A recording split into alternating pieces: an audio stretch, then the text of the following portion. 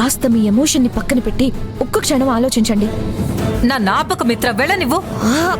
Aunty aunty please, నేను చెప్పేది పూర్తిగా వినండి. ఎమోషన్ తగ్గించుకొని వినండి. నేను చెప్పింది విన్నాక మీ ఇష్టం వచ్చినట్టు చేయండి.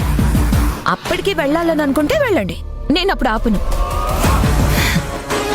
సరే చెప్పు. ఈ మ్యాటర్లో మనకి ఫేవర్ పాయింట్ ఒకటి ఉందంటే, నేను చెప్పినట్టు ఇవేవి ఆనందికి తెలియవు. మీరు ఆనందిని అడగడం వల్ల తనకి మహేష్ లవ్ చేస్తున్న విషయం తెలిస్తే తను ఎవరిని లవ్ చేస్తుంది? ఇంత డబ్బున్న మహేష్నే కదా.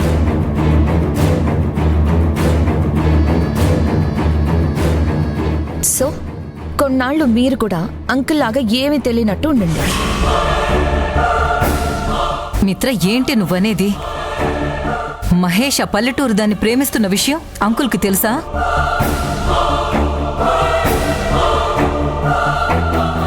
చెప్పు మిత్ర.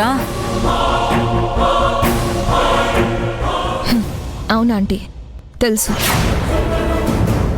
మీ వెడ్డింగ్ యానివర్సరీ రోజే అంకుల్తో మహేష్ ఈ విషయం చెప్పాడు.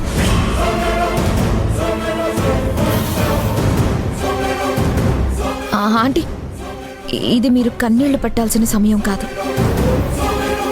వాళ్ళెలా మీ దగ్గర ఈ విషయం దాచారో మీరు కూడా మీకేం తెలియనట్టు నటిస్తూ ఉండండి.